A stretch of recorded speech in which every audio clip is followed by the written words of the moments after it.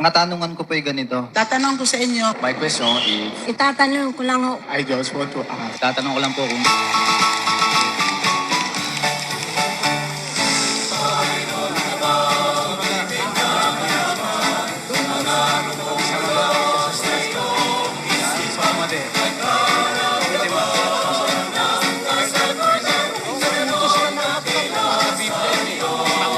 kayo sa nakasasagot.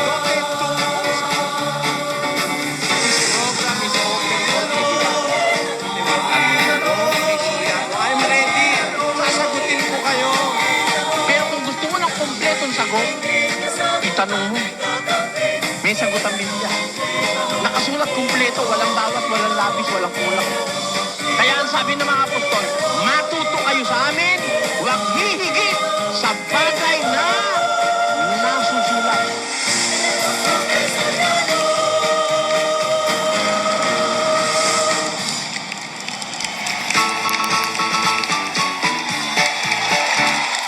Atin ang napag-aralan yung mga salita sa Biblia na nagpapatunay na dito po sa Pilipinas, sa dakong ito ng mundo, in this part of the world, meron pong hula ang Biblia na magkakaroon ng pagluwalhati at paglilingkod sa Diyos. At gusto ko pong balikan sandali ang ilang talata para maiugnay natin sa ating pag-aaralan ngayong gabi. Doon po sa Malakias Kapitulo 1, versikulo 11, meron ganitong pahayag dito ang hula ng Panginoon. Pakinggan niyo po. Sapagkat mula sa sinisikatan ng araw hanggang sa nilulubugan niyaon, magiging dakila ang aking pangalan sa mga hintil, at sa bawat dako ay paghahandugan ng kamangyan ang aking pangalan. Ang sabi ng Diyos, mula ang wika sa from the rising of the sun unto the setting thereof, my name shall be great among the Gentiles. Mula sa sinisikatan ng araw hanggang sa nilulubugan niyaon, magiging dakila ang aking pangalan sa mga hentil. Kung gusto ko pong mapansin ninyo ang hulang ito, na ang pangalan ng Diyos magiging dakila among the Gentiles. Hindi ho kasama rito ang Israel. Ang tinatawag pong hentil o Gentiles sa Biblia, yung labas na sa Israel. Maaalaala natin na ang unang lingkod ng Diyos ay ang Israel. Ang unang bayan po na naglingkod sa Diyos ay ang Israel. Ngayon, ito'y hula. Maglilingkod naman sa Diyos pero hindi sa Israel. Nasa dako ng mga hintil. Para liwanagin, puntahan po natin ang 8:41 ng unang hari. Pakinggan niyo po nakasulat. Bukod dito ay tungkol sa taga-ibang lupa na hindi sa iyong bayang Israel, pagka siya'y magbubuhat sa isang malayong lupain dahil sa iyong pangalan, sapagkat kanilang mababalitaan ang iyong dakilang pangalan. Ayun. Meron hong mga taga-ibang lupa, partikular hindi sa Israel, makakabalita ng dakilang pangalan ng Panginoon, ang sabi sa Biblia.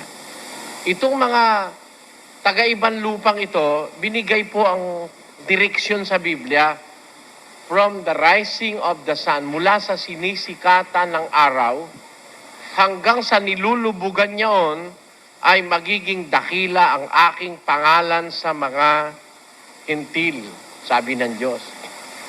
Kaya ho, maiisip agad natin na itong hulang ito, hindi para sa Israel ito. Karaniwan po kasi ang hula sa Biblia sa Israel eh. Pero ito, this particular case, hindi po sa Israel ito. Nililiwanag na ito'y hindi sa iyong bayang Israel. Sa isang malayong lupain, sabi sa Biblia. Na ito, sa silanganan, sabi, mula sa sinisikatan ng araw hanggang sa nilulubugan niyaon, magiging dakila ang aking pangalan sa mga hintil. Therefore, ito po ay magaganap ang possibility mula sa silangan at hanggang doon sa kalunuran, sa west. Kung mapapansin niyo po ang direksyong ito, east to west, hindi sa Israel. Ang Israel po kasi nasa east din eh, nasa Middle East. Pero ito, east out of Israel. Ang sabi, sikatan ng araw sa mga hintil hanggang sa nilulubugan niyaon. Magiging dakila ang pangalan ng Panginoon, sabi. At paghahandugan ng kamangyang ang aking pangalan sa bawat dako. Pakiulit mo nga. Sapagkat mula sa sinisikatan ng araw hanggang sa nilulubugan niyaon, magiging dakila ang aking pangalan sa mga hintil, at sa bawat dako ay paghahandugan ng kamangyan ang aking pangalan. Yan ho yung nung mabasa ng mga paring Katoliko, kumuha sila nung kamangyang, yung, alam nyo yon, yung insenso, yung pausok, yung ginagano, no?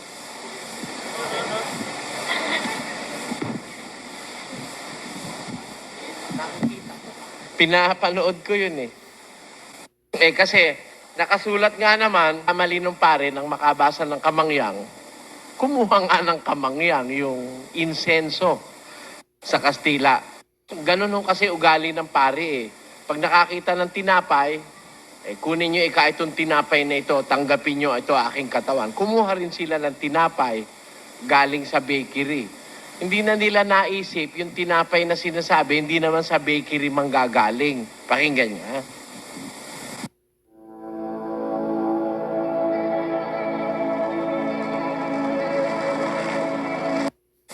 Ito ang tinapay na bumababang galing sa langit, upang ang taong makakain ay huwag mamatay. Ang kumakain ng aking laman, Ang kumakain ng aking laman at umiinom ng aking dugo ay may buhay na walang hanggan. kita nyo, si Kristo, ang tinapay na galing sa langit. Hindi sa bakery. Nung makabasa ng tinapay yung mga pare, kumuha ng tinapay galing sa bakery. Ipinagsusubo. Para nung mabasa yung kamangyang, kumuha ng kamangyang. Alamin nga natin sa Biblia, may hula ang Diyos sa Biblia na yung kanyang pangalan magiging dakila sa mga Gentiles. Tayo, mga Gentiles tayo eh. Hindi kasi tayo taga-Israel. We are called in the Bible as the Gentiles. The Gentile nation are those nations outside Israel. Ngayon, ang sabi sa hula, paghahandugan ika ng kamangyang ang aking pangalan, sabi ng Diyos, sa bawat dako. Ano kaya yung kamangyang na yon na ihahandog sa pangalan ng Diyos sa dako ng mga hintil? Pakinggan nyo kung anong paliwanag sa Apokalipsis 5.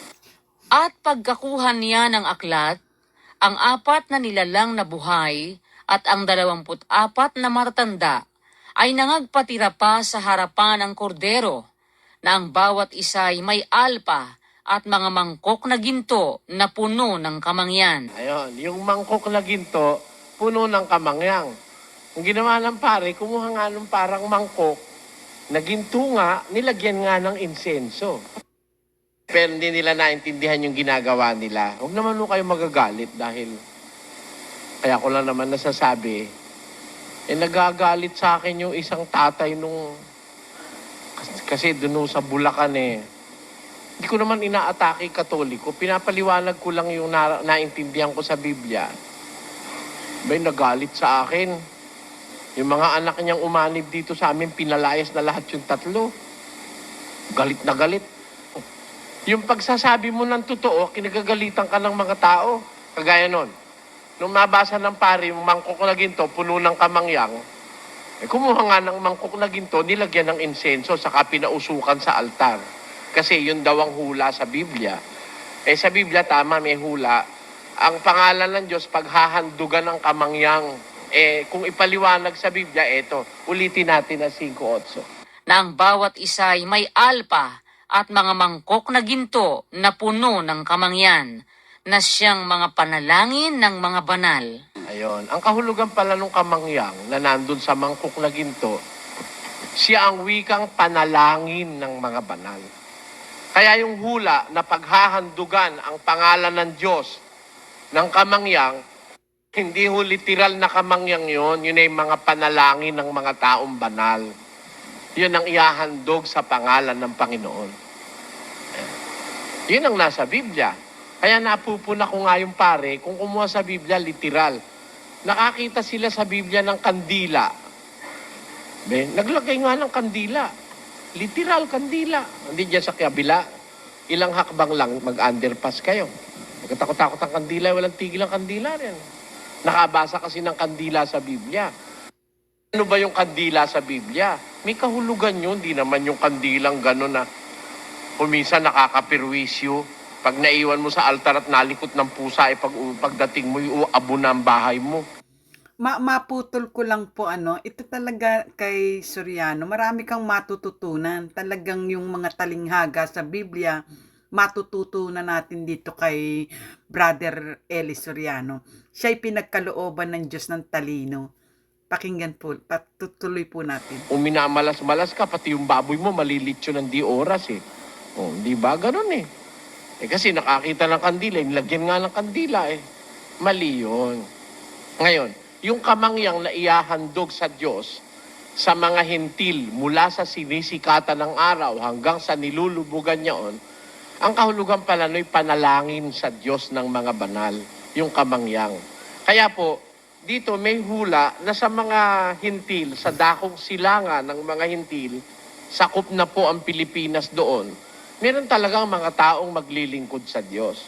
Ngayon, establisado na sa ating napag-aralan sa Biblia that there are really people in the Philippines that will serve God because the Philippines is one of the directions being mentioned by the prophecy in the Bible, and it can be proven beyond reasonable doubt that the Philippines is a part of God's plan for salvation. Pero, kung dito sa Pilipinas magkakaroon nga ng mga taong maglilingkod sa Diyos, napag-aralan na natin ng nakaraang 2 linggo.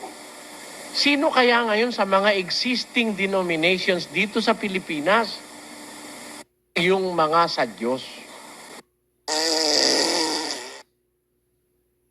Can't go? Do this to clear up. Sabi ng mga Jehovah's Witnesses, sila raw yon. Sabi ng mga Sabadista, sila raw yon. O kami, ano sasabihin ko? Natural, sasabihin ko rin. Kung nasa katinuan ako ng isip, ano sasabihin ko? Siyempre, sasabihin ko, kami yun. Tama o hindi? Dahil kung hindi kami yun, ano ginagawa ko rito? Ba't ako nagdadaldal dito? Hindi ba ganon? Isipin nyo, mga kababayan.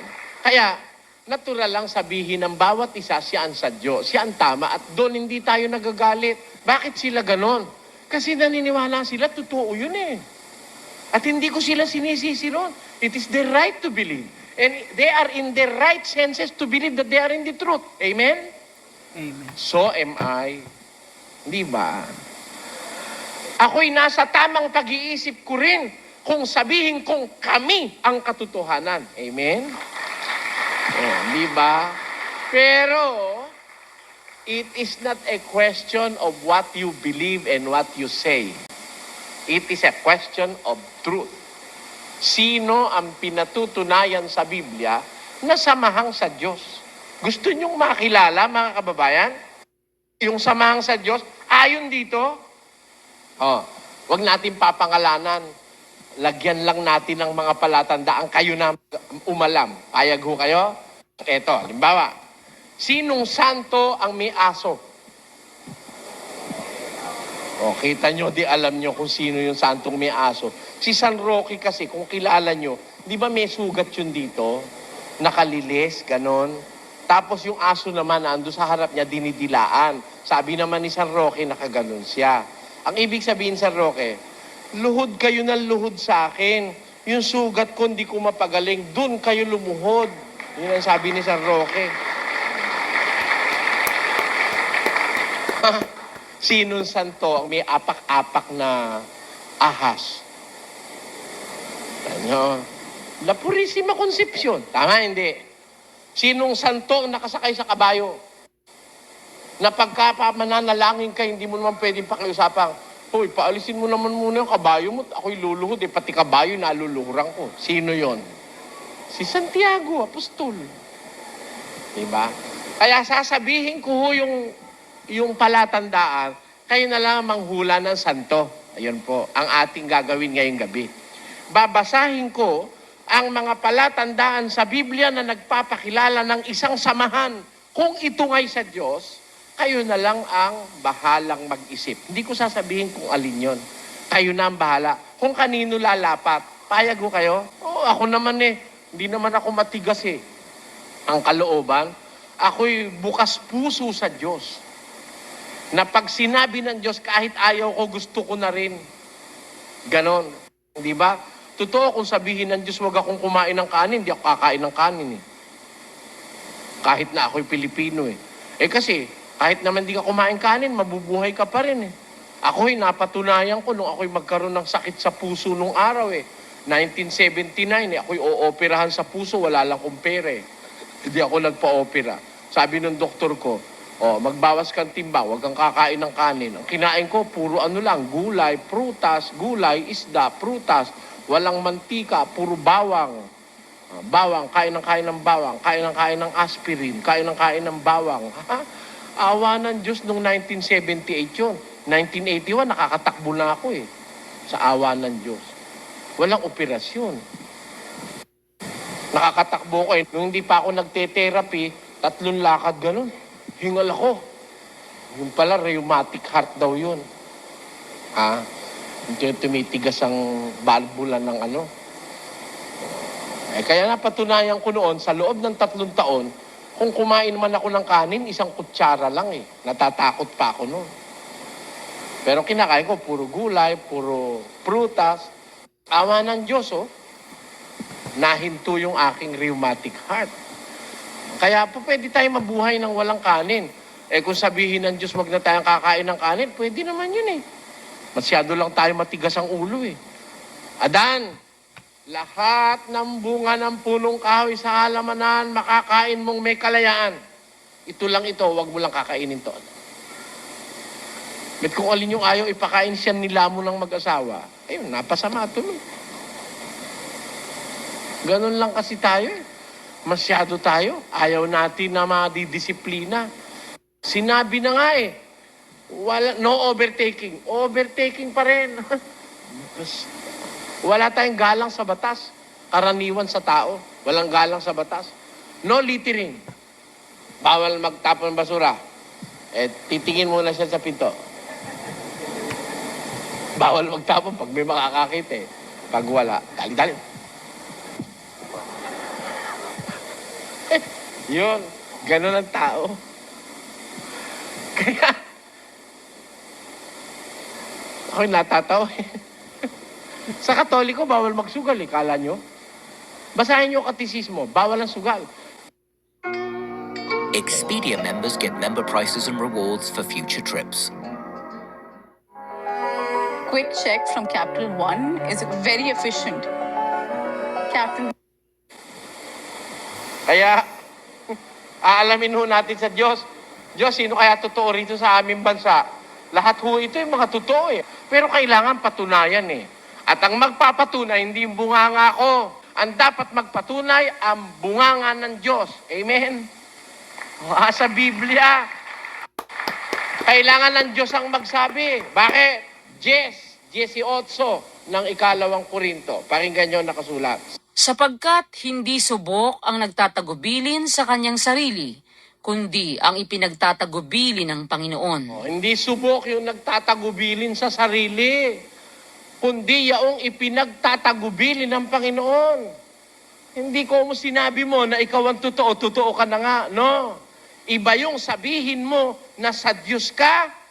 Pakinggan nyo. Ibang yung sabihin mong sa Diyos ka, kaysa sabihin ng Diyos na Kanya ka nga.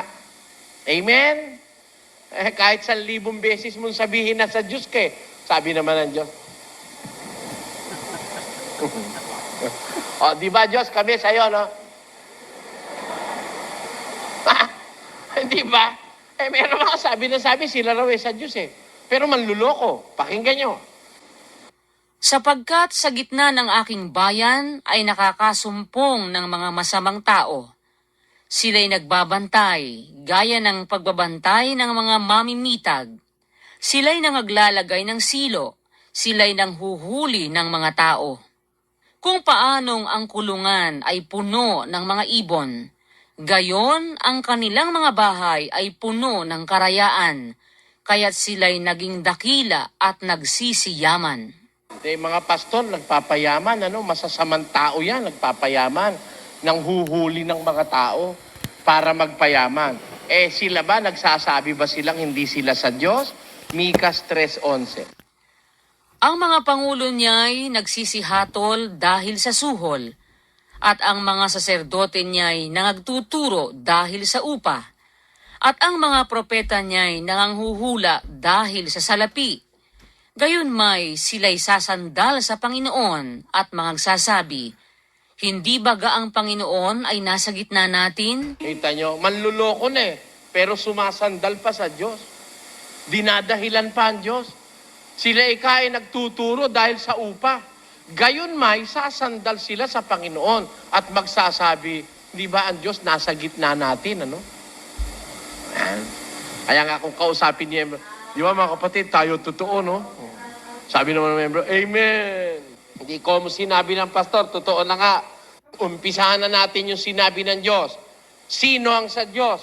Sa gitna ng lahat ng mga organisasyong nasa Pilipinas, meron ba sa Diyos? Let us now read the possibilities sa Biblia. Unang tanungin natin, kailan lilitaw yung sa Diyos?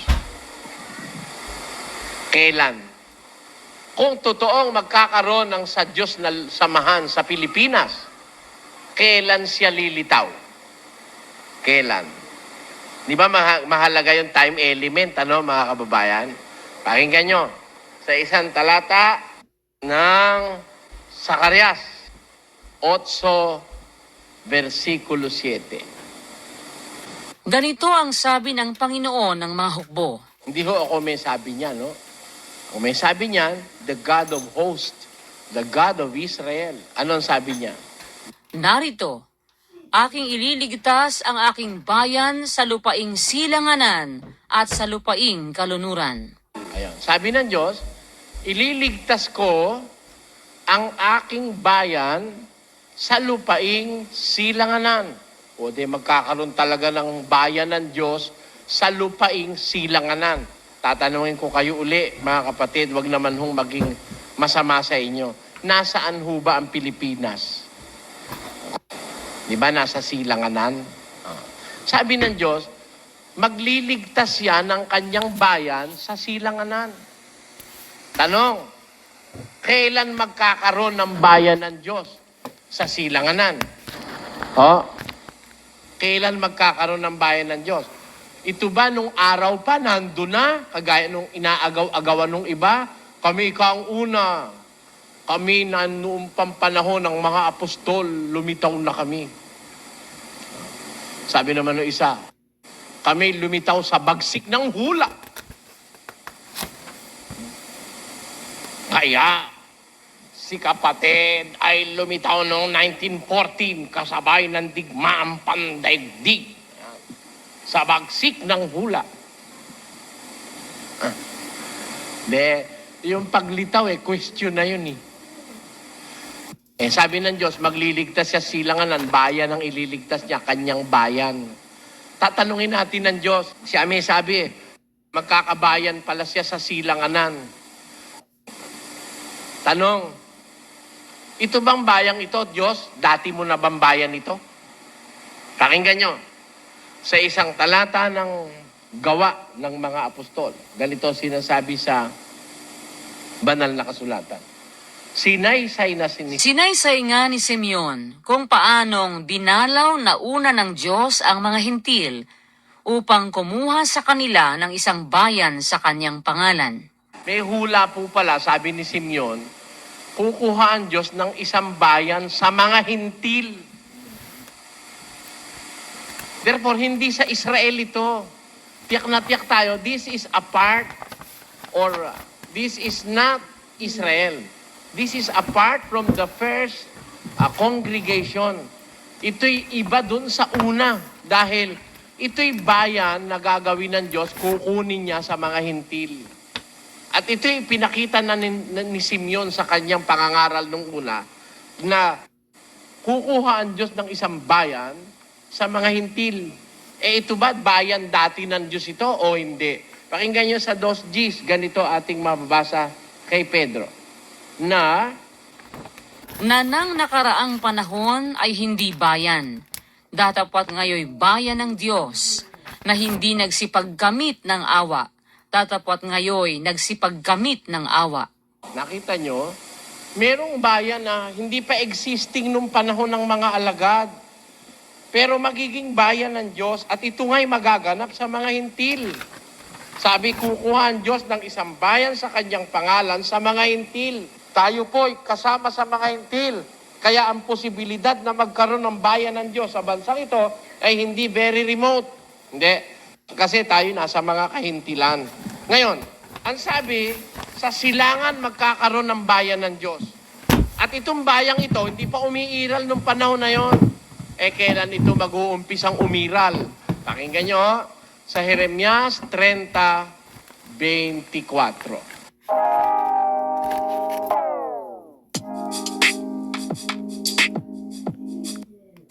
Ang mabangis na galit ng Panginoon ay hindi darating hanggang sa maisagawa, at hanggang sa kanyang maisagawa ang haka ng kanyang puso. Sa mga huling araw ay iyong mauunawa. Meron ng tinutukoy, mga huling araw, mauunawa. Ano mangyayari pag naunawa na? Basa. At kayo'y magiging aking bayan, at ako'y magiging inyong Diyos. Ayan. Magkakaroon ng bayan ng Diyos sa mga huling araw.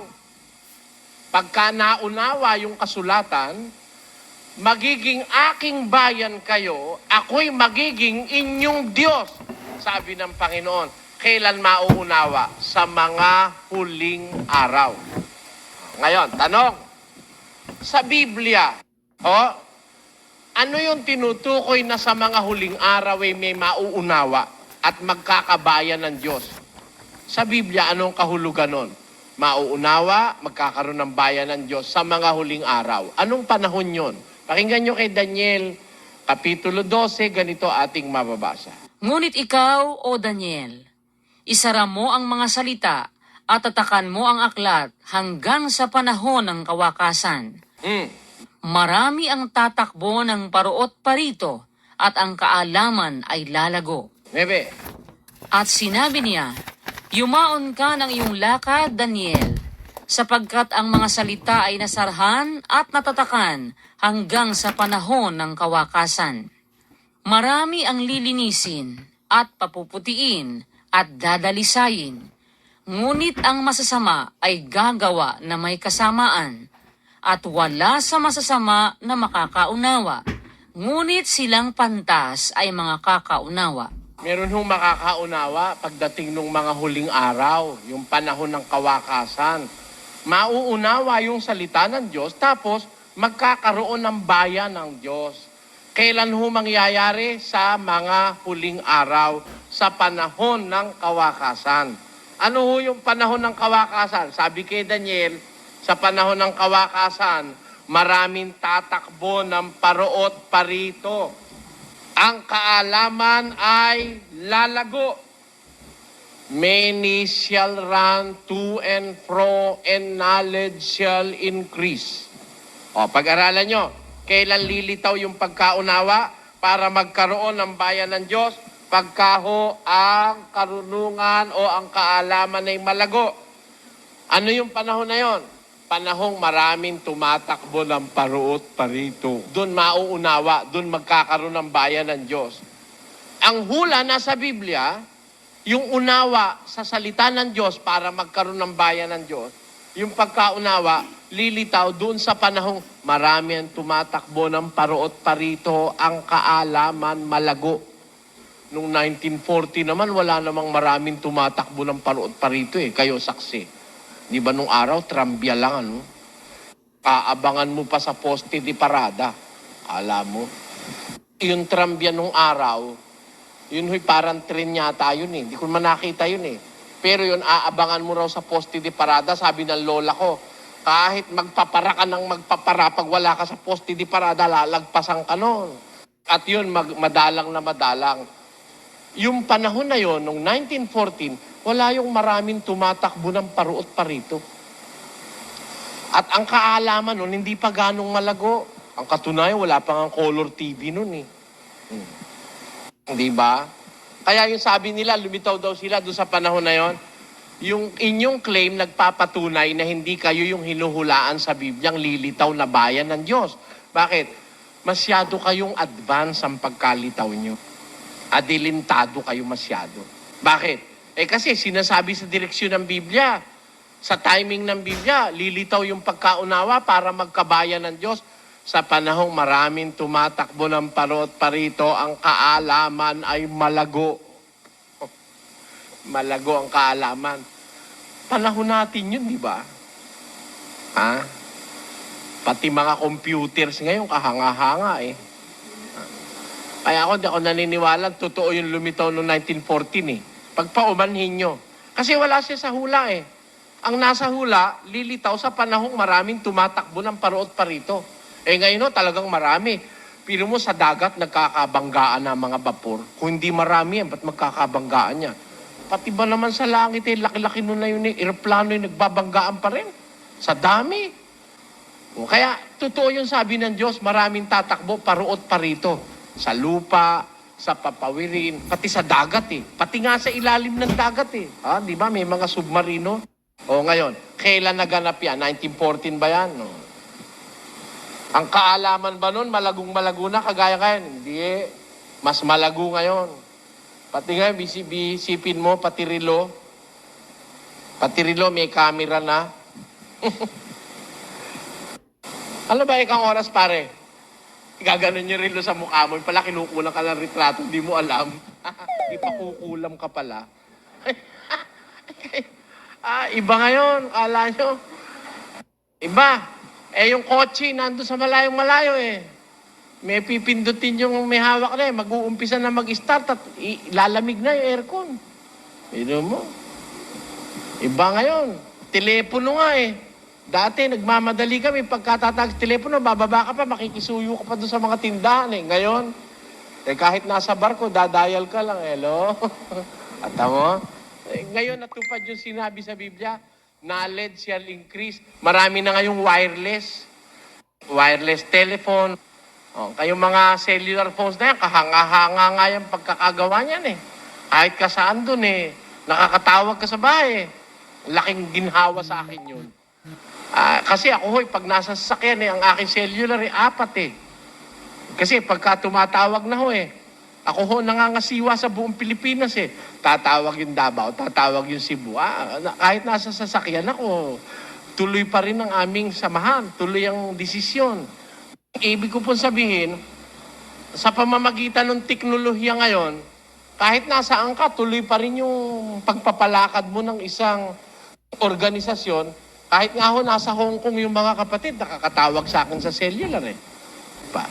Tanyo, ang teknolohiya ngayon, makakausap mo yung taga Hong Kong, maririnig nilang nagtuturo ka kahit wala ka rin sa Hong Kong, kahit nandito ka sa Quiapo. Di ba? Bakit? Dahil natupad yung sinabi ng Biblia, lalago ang karunungan. Maraming tatakbo ng paruot parito. Doon sa tiempo na yon, ng pag-unlad ng sibilisasyon, doon lilitaw yung bayang sa Diyos. Kaya tanungin na ninyo kung kailan lumitaw yung inyo. Pag ang sagot nyo ay 1900, mali. Ngayon, yung amin lumitaw noong 1500, lalo nang mali. Kami sa panahon pa ng mga apostol. Ito yan. Sa 28. Meron nagsasabi, sila raw mula pa sa panahon ng mga apostol. Delikado yan. Alam niyo kung bakit? Basa. Ingatan ninyo ang inyong sarili at ang buong kawan, na sa kanila'y ginawa kayo ng Espiritu Santo ng mga obispo, upang pakanin ninyo ang iglesia ng Diyos na binili niya ng kanyang sariling dugo. Bakit sinabi ni Pablo, ingatan ninyo iglesia ng Diyos? Bakit?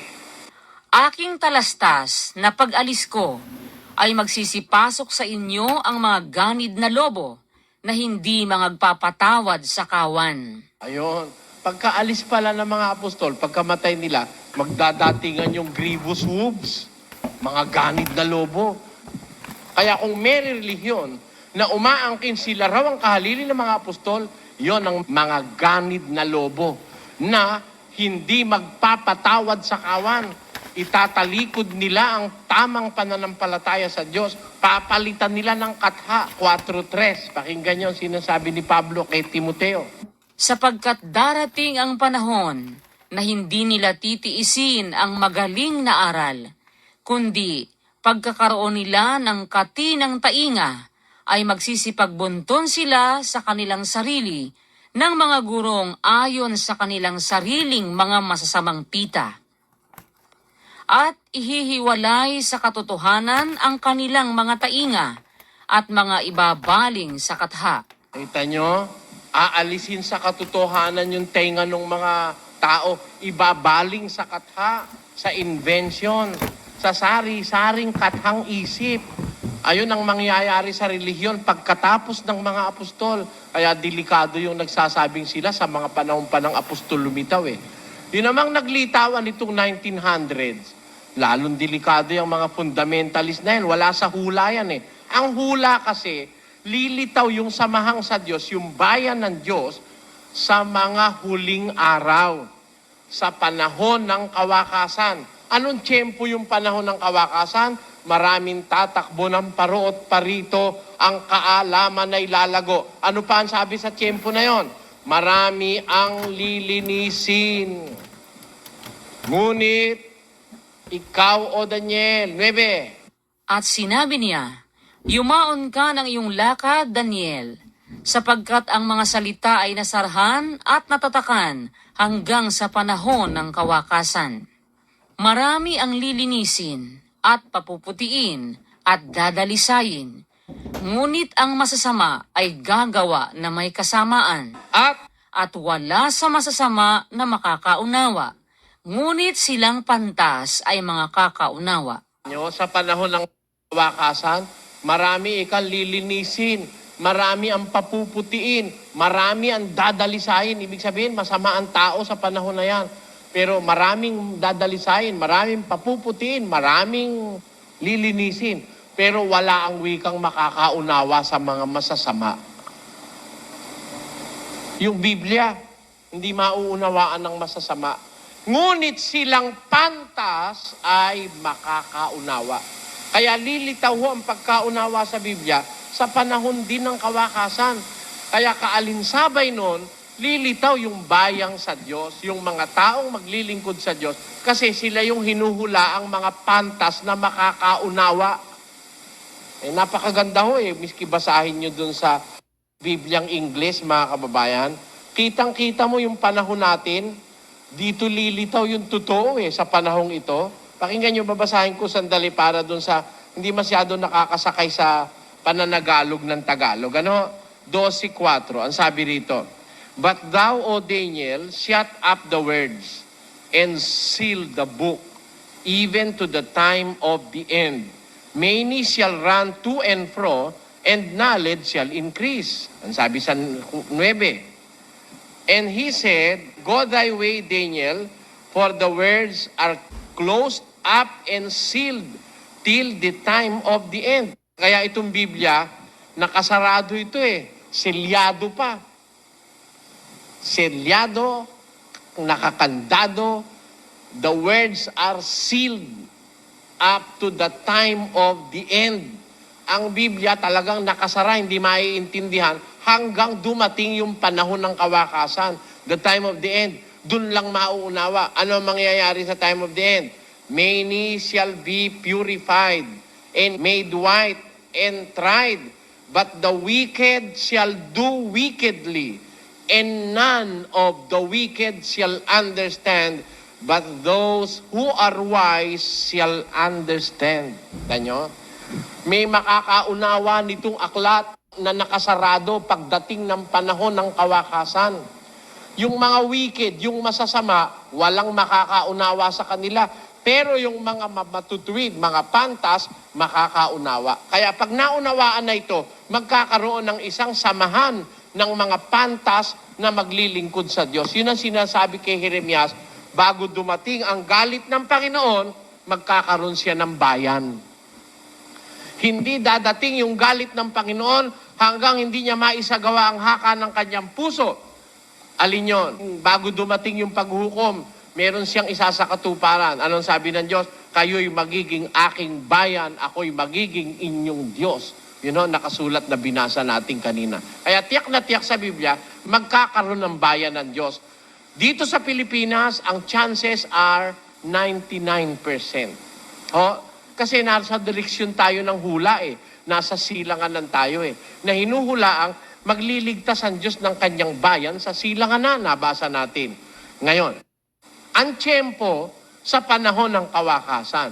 Ang klase, ano naman? Anong klaseng bayan? Kasi dapat alam din natin Ito bang bayang ito ng Diyos o people of God, malalaki ba ang kanilang kapilya? Matutulis ba? Mababasa kasi sa Biblia yun kung gusto mo Pati definisyon makikita mo sa Biblia Kaya aalamin natin sa Biblia, anong klaseng bayan ang bayang ito? Nalilitaw sa panahon ng kawakasan. Malaki ba ito? O maliit? O maliit na maliit? Ito ba'y isang samahan ng mga elite o matataas na tao? Yan po ang itutuloy natin sa susunod nating pagkikita. Sapat po nakita natin ngayong gabi, magkakaroon ng bayan ng Diyos sa mga huling araw, the time of the end. May time element considered. Ayon. Nakita na natin yung time, tingnan natin yung klase naman. Ayan. Ang katanungan ko po ay ganito. Tatanong ko sa inyo, My question is, Itatanong ko lang ho. I just want to ask. tatanong ko lang po kung